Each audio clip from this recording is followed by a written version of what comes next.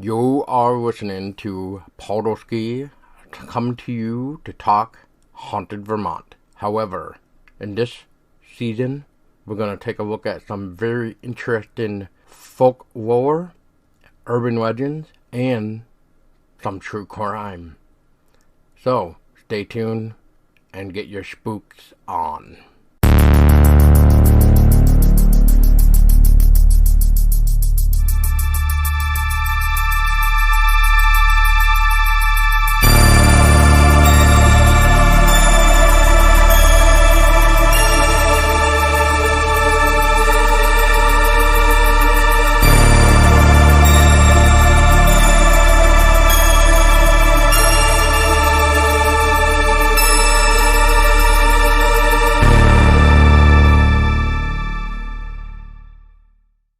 The story of the curse begins in 1748, when Abenakis lived near the springs and relied on the natural healing powers of the waters.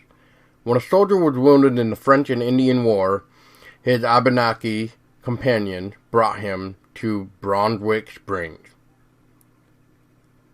Legend has it that they brought him and put him under the springs, and lo and behold, he was cured, said Beverly Kettle, a resident of North Stratford, New Hampshire, a town just across the river.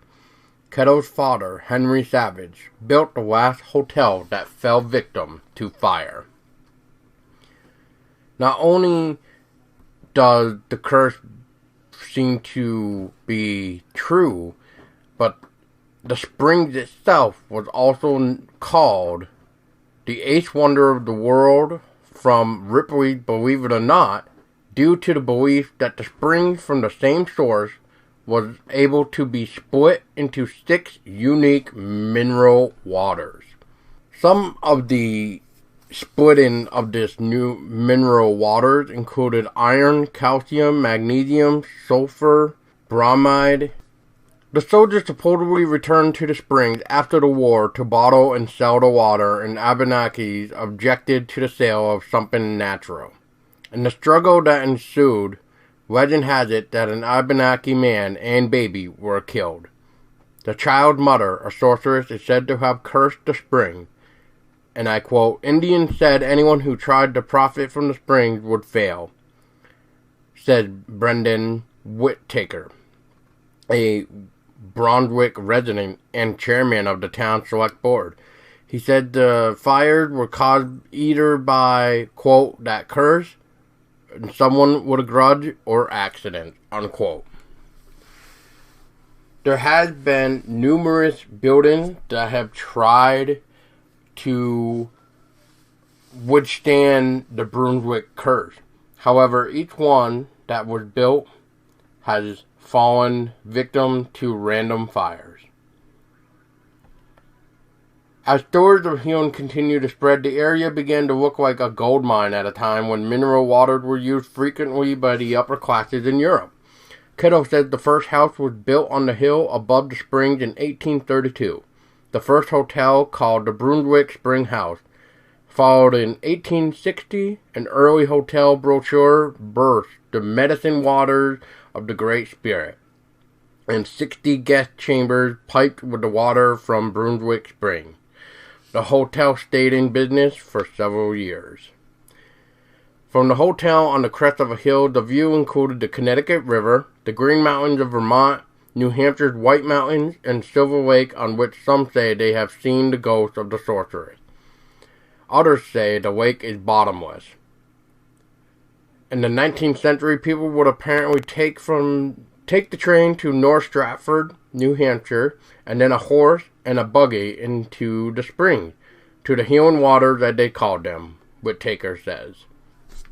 What remains of the Brunswick Springs Hotel? A walk a quarter of a mile into the woods from Route 102 reveals Silver Lake first, now home to multiple beaver dams.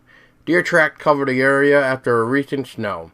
The ridge rises to the left, and a cement staircase, over a century old, can be climbed to the top, displaying a view across the Connecticut River. Further in, another old staircase leads down to the springs, and visible on the embankment is an old, overturned spring house. According to Whittaker, the small cement building is engraved with the names of several members of the Civilian Conservation Corps, the CCC.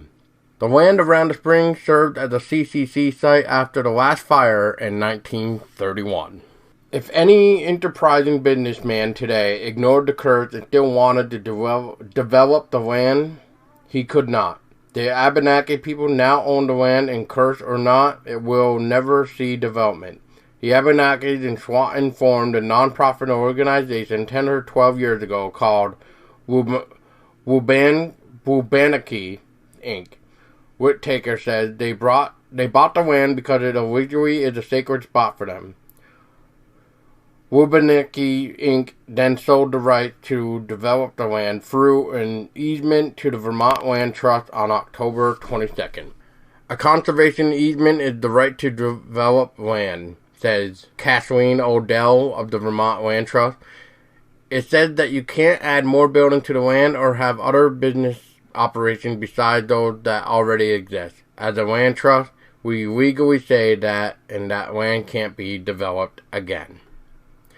So, is there any scientific proof to the healing power of the waters, or that there are even separate minerals in each of the springs? I guess you would have to find out if you even can. However, there was a state geologist from New Jersey that actually tested the springs and found their mineral contents were not very different. If people want to believe in the myth, and myth is not necessarily a bad word, then fine. But scientifically, if you test the water, you'll find there's mostly sulfur dioxide, and its level is almost identical in each of the springs, he says. Legend or lore, however, do not rely on proof. And that basically says that, who knows, was there some type of healing powers or not?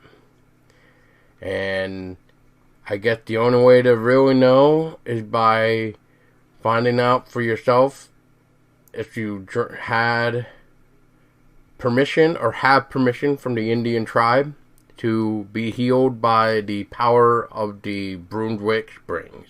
I hope you enjoyed this little episode of the Curse of the Brunswick Springs.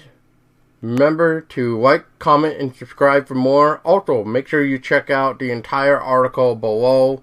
And stay tuned for more, as Season 2 is just about to head full speed.